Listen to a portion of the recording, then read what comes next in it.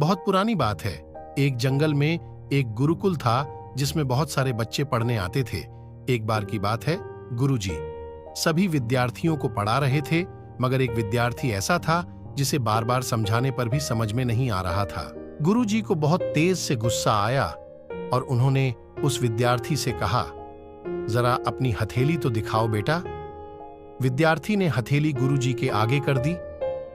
हथेली देखकर गुरुजी बोले, बेटा तुम घर चले जाओ, आश्रम में रहकर अपना समय व्यर्थ मत करो, तुम्हारे भाग्य में विद्या नहीं है। शिष्य ने पूछा, क्यों गुरुजी? गुरुजी ने कहा, तुम्हारे हाथ में विद्या की रेखा नहीं है।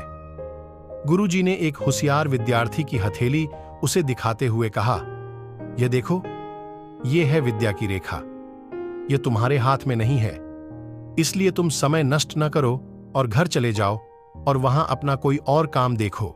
यह सुनने के बाद उस विद्यार्थी ने अपने जेब से एक चाकू निकाला, जिसका प्रयोग वह रोज सुबह अपनी दातुन काटने के लिए करता था। उस चाकू से उसने अपनी हाथ में एक गहरी लकीर बना दी। हाथ में खून बहने लगा। तब वह गुरुजी से बोला, मैंने अपने हाथ में विद्या की रेखा बना ली है गुरुजी। यह देखकर गुरुजी द्रवित हो गए और उन्होंने उस विद्यार्थी को गले से लगा लिया। गुरुजी बोले, बेटा तुम्हें विद्या सीखने से कोई ताकत नहीं रोक सकती है। दृढ़ निश्चय और परिश्रम हाथ की रेखाओं को ही बदल देती है।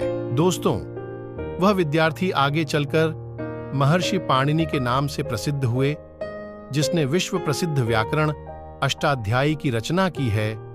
इतनी सदियां बीत जाने के बाद भी आज 2700 वर्षों बाद भी विश्व की किसी भी भाषा में ऐसा उत्कृष्ट और पूर्ण व्याख्या का ग्रंथ अब तक नहीं बना।